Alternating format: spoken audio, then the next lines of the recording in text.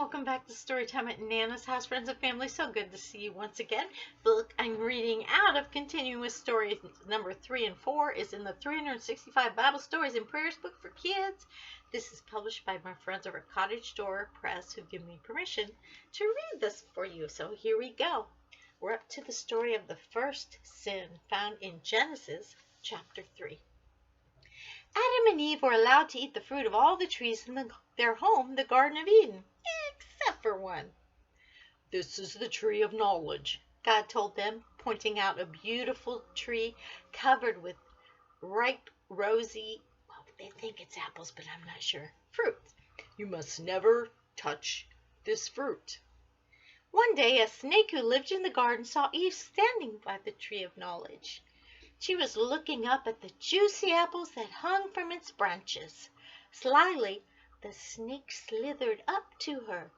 "Look at those delicious ripe fruit," it hissed. "Why don't you try one?" Of course, Eve knew she was not allowed to touch the fruit, and she told the snake so. "Smell how sweet it is," insisted the snake. "How can it harm just to take one? Go on, you know you want to." Eve shook her head firmly, but the snake would not give up. "I know why God doesn't want you to eat the fruit," it boasted. "If you do, then you will have the gift of knowledge. Then you will know everything God knows. You will both know good and evil." Eve looked up at the delicious fruit. She couldn't help wondering why it would be like to be like God and to know everything that He did. Reaching out, she quickly picked a juicy-looking piece of fruit and took a big bite. Then she passed it to Adam and encouraged him to take a bite too. From then on, things started to go wrong. That night, when God spoke to Adam and Eve, He knew what they had done. He was angry, and He told them to leave the garden forever.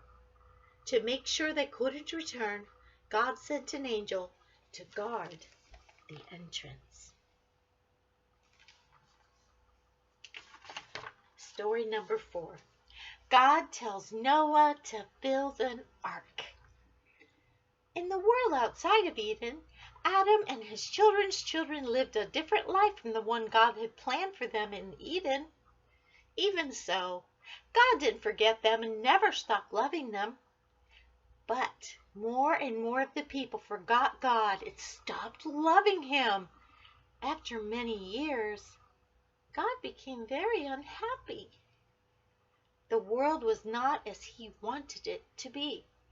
His people had become more and more evil. He decided to put an end to it all. The world needed a new beginning. God decided to send a huge flood to wash away everything that was bad. But there was a man called Noah who loved God. Noah and his family were good and kind, and God wanted to save them. So He gave Noah very careful instructions and told him to get ready for the flood. God told Noah to build an enormous boat called an ark. He told him to fill it with 2 of every kind of animal in the world. Noah told his neighbors that what God was planning, but they all laughed at him because there was not a lake or a sea for miles around. Noah ignored them and set to work on the ark. He worked hard for months and months. He built an ark so big that it was high as the tallest tree. When the ark was finished, Noah gathered together all the creatures as God had told him. The line of animals went on in, but soon they were all safely on board. Then Noah loaded the ark with enough food to last for a long time. As soon as Noah, his wife, and the rest of his family were safely on board with the animals, God shut the door firmly behind them.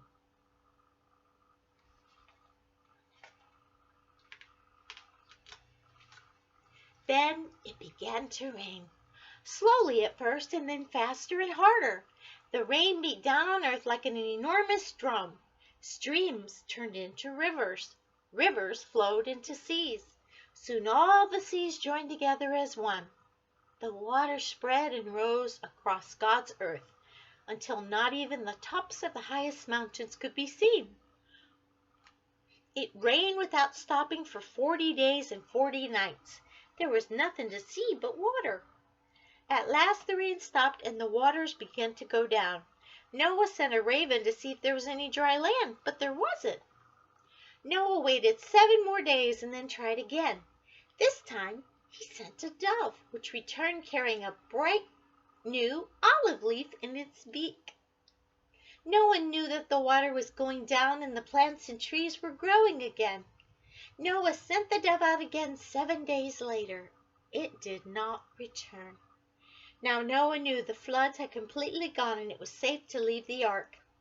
Noah opened the doors of the enormous boat and all the animals went out onto dry land. God made Noah a promise. He promised that he would never again destroy the world with the flood. "Whenever you see a rainbow in the sky," he said, "remember my promise and know that I will keep it." And that's the end. Da-da-da. Oh my goodness. Whew. Know it.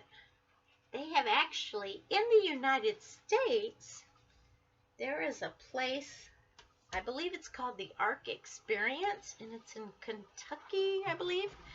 Nana has never been there, but hopefully one day I'll be able to go and see it because it sounds absolutely phenomenal. And it's an actual replica by the standards and by the instructions that God gave Noah. They did the same thing to build the replica of the ark.